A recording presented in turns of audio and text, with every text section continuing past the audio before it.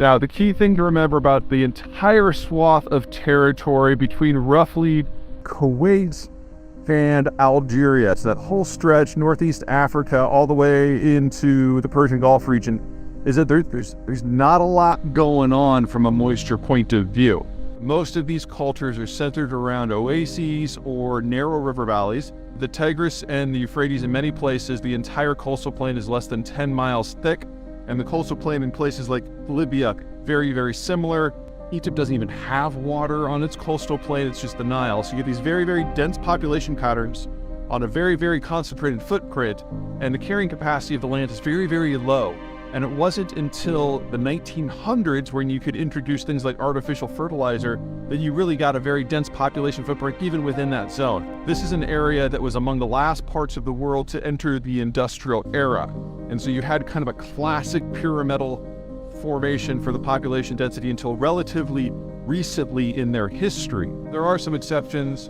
In northern Algeria, you've got a much wider coastal plain, so agriculture is more favorable there. Obviously, the Nile Valley and Mesopotamia, places that are still desert, but they have irrigation, figure the places between the Tigris and the Euphrates rivers.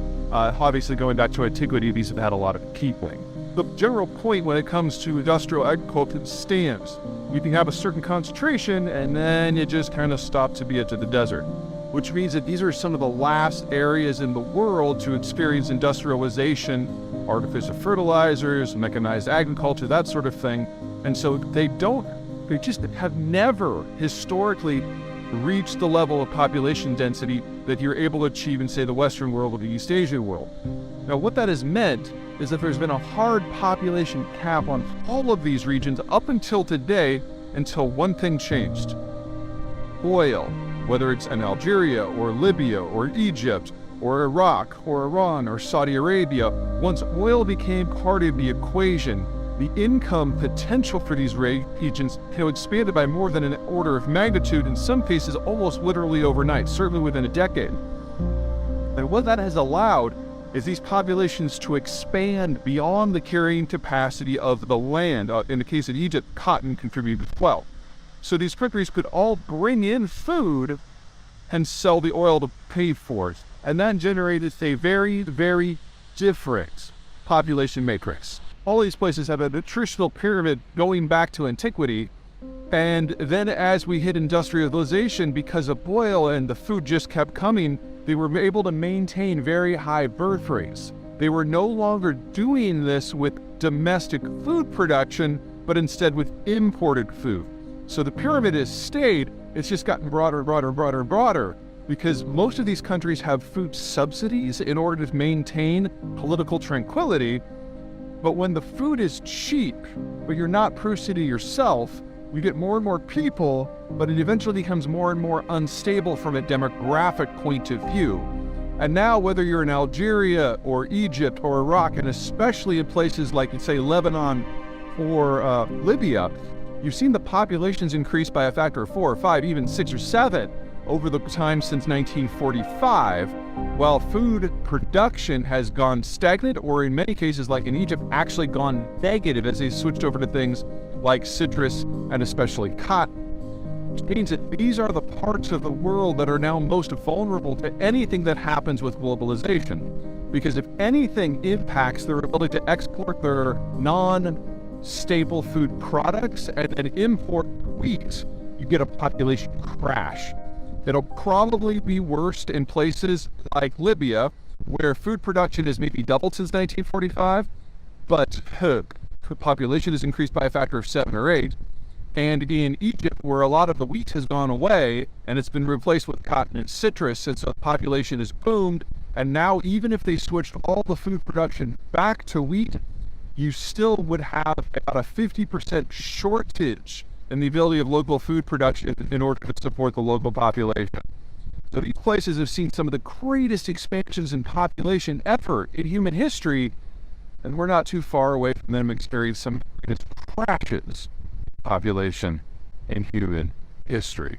What we're about to see as deglobalization sinks in is a degree of famine that is absolutely unprecedented and is likely to be even far more extreme than what we're about to see people from China. So remember, when you've got a pure pyramidal population structure with lots of people under age 40, in that sort of situation, you're going to have high growth because of the consumption, high inflation because of the consumption, and not a lot of productive capacity because you don't have a lot of skilled workers that are age 40 to 65. You also don't have a lot of capital.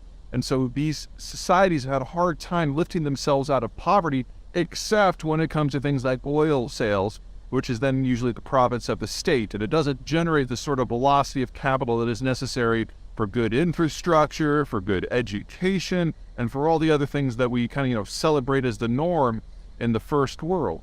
It also means that you have a lot of young people who don't really have a stake in the system because they don't control the wealth. That's controlled by the sheiks and the princes at the top.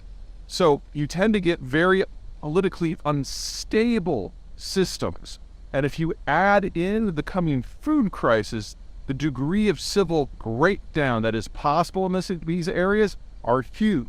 And for those of you who consider yourselves students of history, if you look back and the rise and collapse, the rise and collapse, the rise and collapse of city-states and empires throughout this entire region, this is starting to sound a little bit familiar. This may be where humanity got its start, but it's also capable of some of the most catastrophic civilizational collapses, and we're going to see that in the next decade or two. There is a unique demographic pattern for some countries in the Middle East that is largely based on their intense wealth. Because once you get to a certain level of income, you start paying people to do other things. So for example, if you're in the United States and you're top 1%, you probably have a housekeeper. Well, you carry that into the Middle East where you've got this oil and natural gas income and you're surrounded by places with a pyramidal demographic structure, and you start hiring people to do everything. So it's not just menial chores or raising the kids, it's building roads, it's building bridges, it's doing your oil infrastructure. You bring in labor for absolutely everything. And so if you look at countries such as Saudi Arabia, Qatar, or especially the United Arab Emirates, you will notice that they have a pyramidal demographic structure, but on the men's side, between roughly age 15 and 40, there's a huge bulge that goes out, which is in essence foreign guest workers who, for the most part, unless you're on that top end that's like doing the air traffic control and stuff, basically slave labor. And in some cases, that is not just a significant percentage of the population. In the case of Qatar, that is like half the population. For the UAE, almost 3/4. When you're looking at the geopolitics of the region, you're like, oh, well, you don't like the Iranians, or oh, we don't like the Iraqis. Just keep in mind that the countries that the Israelis and the Americans to a certain degree have identified as potential allies of the future, Saudi Arabia, Qatar, UAE, you are dealing with slaveocracies.